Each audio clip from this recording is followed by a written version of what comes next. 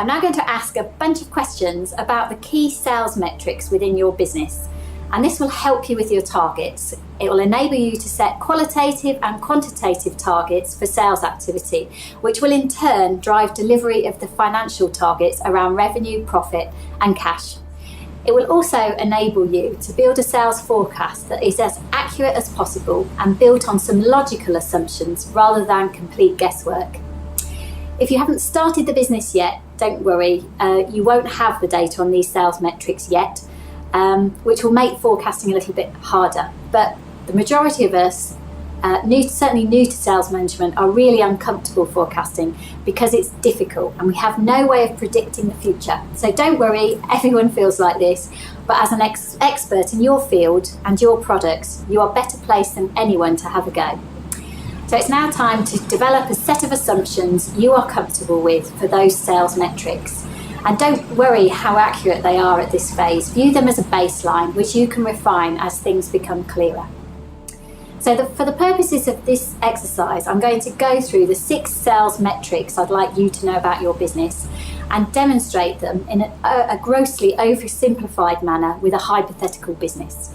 So our example business is one that has just one product and it's a service business, and they have fixed, stable monthly running costs. And at this point, their aim is just to break even. But the principles are the same, however complex your business in terms of the number of products, services, or distinct revenue streams. You'll just have to go through the exercise a few times extra and then combine it all together.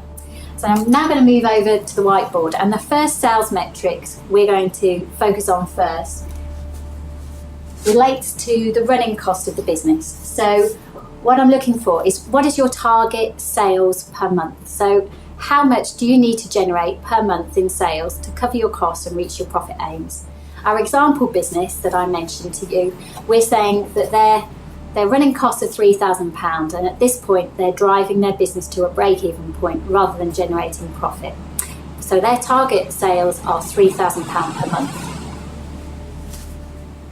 The second metric is the average value of an order. So you need to know this about your business. You need to take an average. And for our example business, their service costs around £500. So this starts to give you some more data. You know that this business wants to generate £3,000 of sales per month, average order value of £500. So they actually need to be creating at least 6 orders per month to generate that level of business. So the number of orders required is the third metric, and again, you need to understand that for your business. Moving on to the fourth sales metric, this relates to conversion rate. So once you've found a new opportunity, somebody that's interested possibly in buying your product or service, you need to understand typically how many of them you actually convert to an order. That's your conversion rate. So for the example of our business, we're estimating that they convert 1 in 5 opportunities into orders. So going back to the fact they need to generate 6 orders per month, actually they need to generate at least 30 opportunities per month to make sure they can drive that order target forward. The next sales metric is around the timing it takes once you've generated that interest, created that opportunity, to actually convert it to an order. And this relates to your timing of your sales activity and when the result will come. So for our business here, we're saying that it takes 2 months from finding somebody who's interested in the service to actually close it to an order. Again, that's an average timeline, but it tells you for this particular business, if they're looking out to their orders within the month of March, they need to be doing the activity of generating interest way before January. So the final metric is percentage repeat buying. So that is how many of your customers that have bought your product before will buy again. And that's your percent repeat buy metric. In our particular business here, we're estimating that 50% of customers will go on to buy again. And what that starts to tell you is, as a business, what should your sales activity look like? How are you driving business from your current customers, which is a different activity altogether around account management, to what sort of activities are you doing to drive the new opportunities for your business, so the new customers that are going to come on through. So that's the 6 metrics. I'd very much like you to look at them for your business and make some assumptions if you don't know them already. So back to our business, just to sustain a monthly break-even performance of £3,000, they need at least 6 orders per month, and they need to be generating at least 30 new opportunities. They also need a sales engine that both maximises their repeat sales with current customers and also find new ones for them. So once you've done all this, you sit back and you think, is that achievable?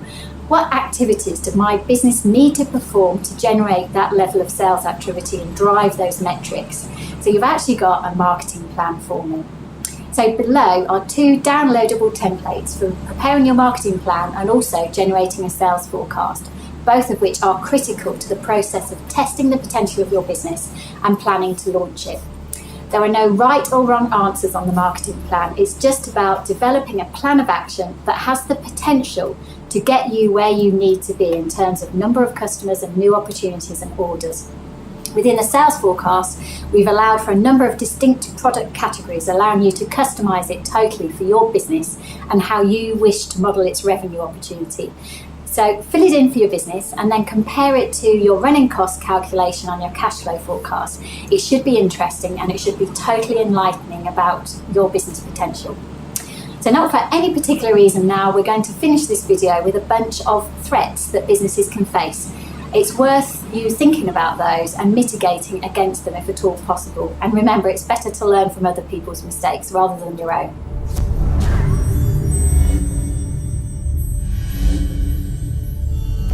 Probably the main one that we see is directors taking too much money out. Right.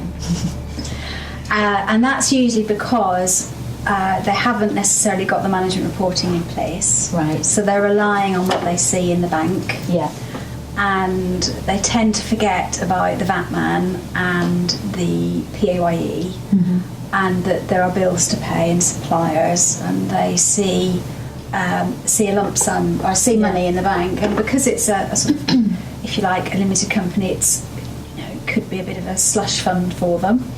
So, holidays, private schools, a new car, and then come to the end of the year and we do the accounts, and there's such a thing called a director's loan account. And what you can find is that the director's loan account is actually overdrawn. So rather than the company owing the director money, which is the situation you like it to be, it's the other way around, and there are tax implications for that. So it is frowned upon from the HMRC. Yeah. The biggest threat to a business is to lose its stability and regular flow of work. And when you're growing a business, it's a very threatening time. It's a threat of overtrading. You're usually focusing on how you're going to cope with the additional capacity. When you're shrinking a business, you're losing skills. You're trying to shrink your cost base, and therefore you're not focused on doing the business. When a business is growing at a reasonable, steady rate, then you're able to flex the business and focus on that particular element of the business, which is growth of your sales, growth of your profit. I think that in terms of focusing on the growth of the business, growth is not the be-all and end-all of it, but it is important that you recognise where you are in the market, how the market's changing, and that you keep your position and improve your position in that marketplace against your competitors, which means you have to understand your competitor's business and your customer's business, and you need to do better than the next guy. I mean, you've got 2 different kinds of businesses. You've got limited companies, and directors take money out, and that's on a monthly basis, and there's PAYE due that on a monthly basis. So as a limited company, you are a bit safer. You less risk of you running out of money at the end of the day for your tax bill. Yeah. But self-employed, you're generally paying your tax in 2 tranches, in January and July, and you've got to be disciplined to put that money aside. And I would generally say, if you're keeping 20% aside, then you should have more than enough to cover everything that you need to pay. Yeah. But it's just, it is quite tempting to see that money sat there and you can't spend it. So that's perhaps the number one reason why Yeah. companies might fail if it's not the idea. What do you think are the next? Again, pricing, I would say. Just getting the pricing wrong. You can actually, some companies underprice themselves, and that's quite common at the minute in recession, but they end up being very busy fools and not making any money. And they literally just run out of energy. So that, pricing's quite a good one, a big one. Yeah. And as long as you're fair with your customers, you can actually deal with your customers. And we've seen clients where they've, increased their prices and they've been absolutely fine because they've made sure that the service element is there. So don't just rely on cheap pricing. So that would definitely be another one. And you touched on this earlier, sort of about partnerships, and sometimes that can cause, for yourself, it was just a pull out of that arrangement, wasn't it? But sometimes that can actually lead to a company folding. Oh yes. Can you just tell me how you might safeguard against that happening and why it does happen? Okay. Partnership or limited company breakdowns, it is a bit like a family divorce, and you don't go into business with someone expecting it to break down.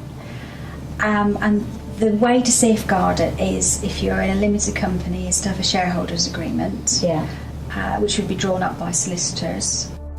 I think everybody has to understand that you can't run a business without incurring risk. And risk can be managed. In fact, risk has to be managed. And how you manage risk depends on the complexity of the business that you're running, really. If you have a complex business, it's most important to identify all the risks associated with that. And again, it's always best to put these risks down, write them all down. And one way I've done it in the past is to score the risk. It's not a new thing, everybody does that, I suppose, but I score it. So and scoring what? Well, you can either do high, low, medium risk, or you can do 1 to 10 risk. You don't do it double, so like the intensity of the risk and the chance of it occurring. Well, you could do that. No, I think it's the risk that I'm talking about is the risk of failing as much as anything. Due to that particular not thing so happening. much the risk of falling off a ladder or something. But that's what I've done in the past. But you need to every decision you make, you should always think, what impact could that have on business if it was to go wrong? Yes. What's the risk? And if you take on your responsibilities, certainly if you're a director and you've got a limited company, then with all the responsibilities that comes with that, then you are responsible for creating the risk, because if what you do fails and